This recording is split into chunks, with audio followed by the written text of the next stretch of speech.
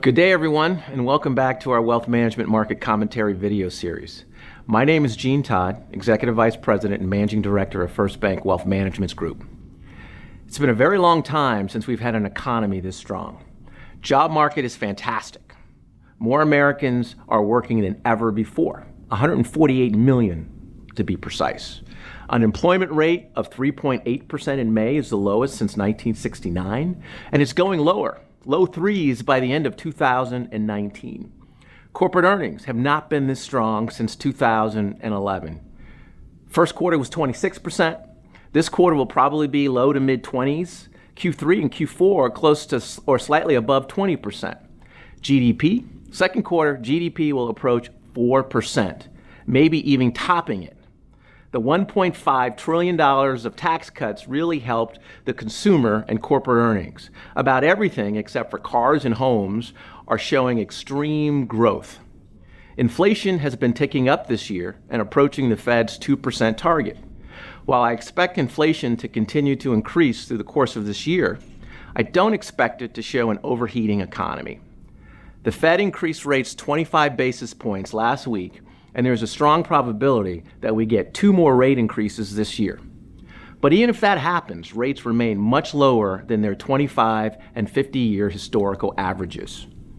We have approximately 2 years of future rate increases before we have to worry.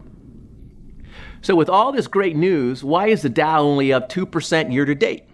The S&P only up 4% year to date, and an investor with a 60-40 equity bond portfolio basically flat for the year. It's not the economy. It's not increasing rates, in my opinion, although rising rates do hurt bond prices. It's certainly not weakening corporate earnings or a weakening consumer. I believe it's because of the 2 T's, tariffs and trade. Markets don't like uncertainty, and the threat of a trade war is causing a lot of uncertainty. Now, to be clear, total volume of trade in the U.S. is up, and it's increasing. However, the uncertainty around what's to come is causing nervousness. A trade war would have negative implication on corporate earnings, on GDP, and on consumer spending. While this uncertainty is real, conventional wisdom is that all this will get resolved and we will avoid a trade war.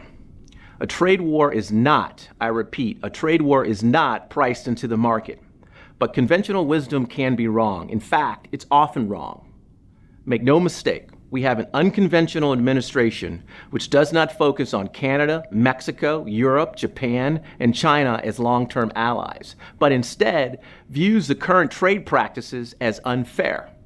That these countries owe us money because they've been cheating with us and having unfair trade practices for years.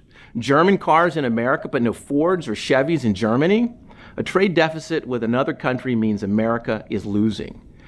I'm not sure where these trade negotiations go. I know European officials are very nervous, but we remain sanguine that these tensions get resolved and we in fact avoid any trade wars. And if we can avoid trade wars, we believe that equities can trade higher. So in the meantime, don't panic, stay disciplined, and stay diversified. Thanks for watching, and if you have questions, comments, or ideas for future topics, please email me at gene.todd@fbol.com. See you next time.